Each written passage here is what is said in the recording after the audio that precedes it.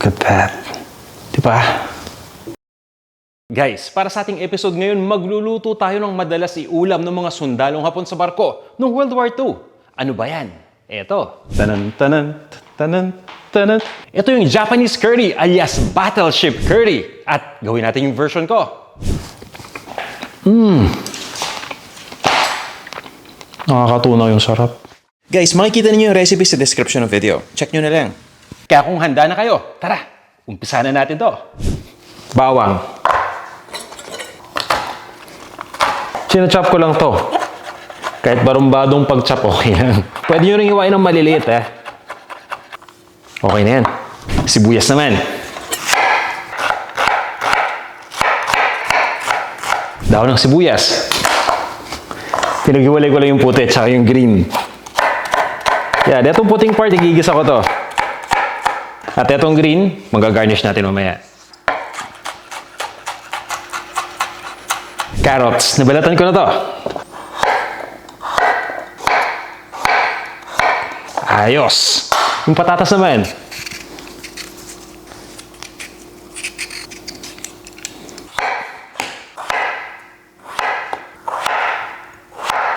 Okay na to. Ito yung keso naman. O, di ba kakaiba tong carding to kasi gumagamit ng keso. Actually, keso. Yan. Grate lang natin. Laki naman ito. O yan, okay na to. May mamimerienda pa ako mamaya. Guys, itong beef naman. Kapag sinabing battleship curry, traditionally, ang ginagamit ay pork. Pero para sa version natin, beef yung ginamit ko. And at the same time, ito yung nihiwa ng maninipis para mabilis maluto.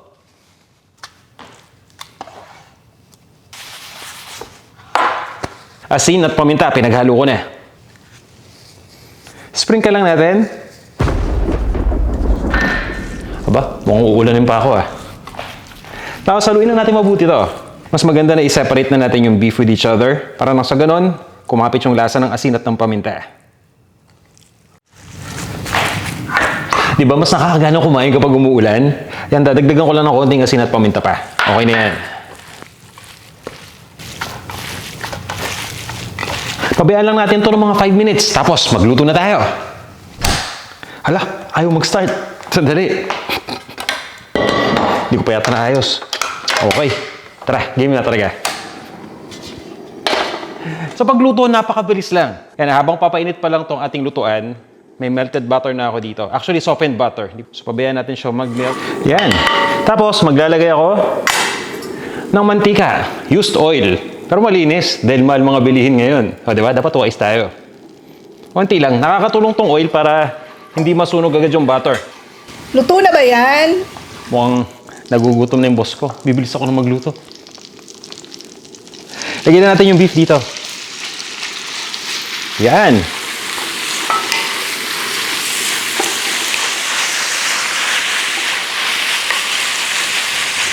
Tapos ayan, pag-iwalayin lang natin habang niluluto.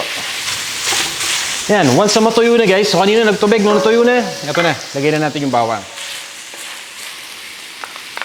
Ayan, nag-uumpisa ng umulan sa labas. Ang sarap kumain kapag umuulan, ano? Mas lalo kang ginaganahan. Ito na rin yung sibuyas, pati yung white part ng daw ng sibuyas. Pang! Masaluin na natin to. Yan, konting halo-halo lang. Actually guys, dahil nga yung baka na nilagay natin manipis, ibig sabihin, luto na to ngayon. Tingnan ko ha. Ito. Ang laki. Kaya mo, nawakan ko na. Init. Ha? Gusto na siya. Napaso naman ako. Pero masarap ha. Unahin natin yung carrots. Yan. Aw! Kanina pa ako nadadali nitong wok na to ha. Ayan. Tagal ko hindi nagamit eh. Nakalimutan ko na pati pala sa hawakan ng umiinit. Hindi na ako nasanay na.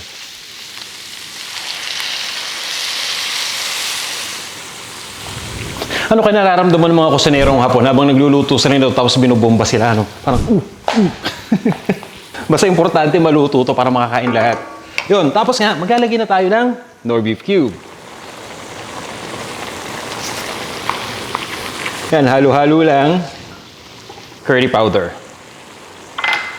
Worcestershire sauce. Worcestershire sauce. Yan, nakakabulol. Honey. Ano ba Tagalog ng honey? pulot. Oh, tatandaan ko pa. Tapos ketchup, tomato ketchup naman to. Bakit ginamit itong mga ingredient na to? Huwag niyo akong tanongin, hindi ko alam. Bango. Nakaka-relax yung amoy. Yung iba ayaw ng amoy ng curry. Ako gustong gusto ko. Para talagang relaxing, parang comforting. Kaya naman kapag kinakain ko na siya, na-enjoy kong kainin. Magdadagdag lang ako ng konting tubig pa. At ilalagay ko na yung patatas.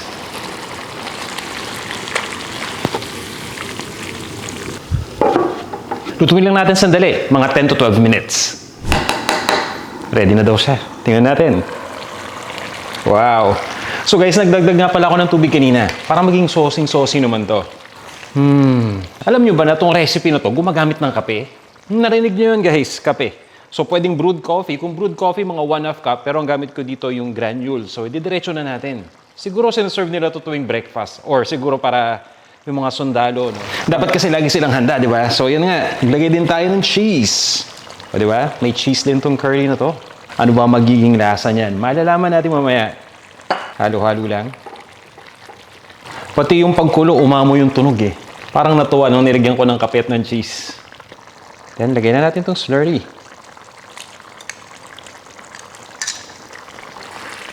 Ayan na. O naririnig niyo, humuhupa na yung pagkakakulo. Lumalapot na eh.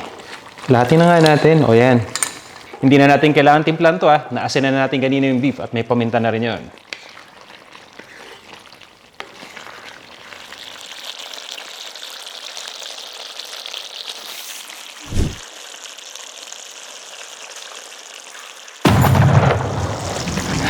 Ayun na, minamadali na ako ng kulog. Ibig sabihin, ready na daw to. Tara guys, lilipat ko lang sa isang serving plate tapos tikman na natin.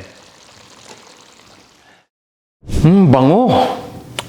Bago ko i-serve, titikman ko muna. Hindi matiis eh.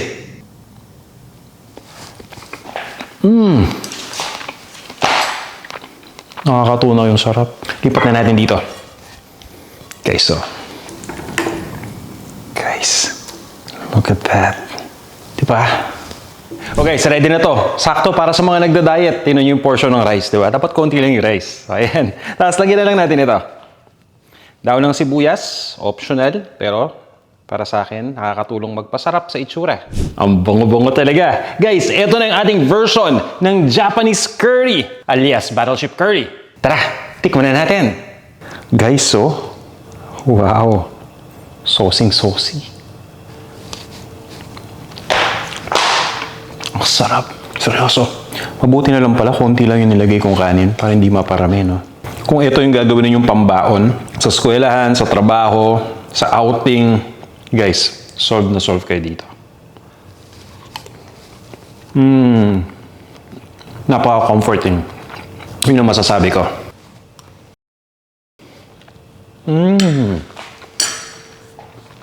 Sana guys, subukan nyo itong recipe natin dahil hindi ako mabibigo sa inyo. I-check nyo lang yung recipe nito. Nasa website natin, panlasangpinoy.com. Guys, follow nyo ako sa TikTok ha. Search nyo lang Panlasang Pinoy OG. Kanina pa ako subo ng subo, no? Tara guys, kain na tayo!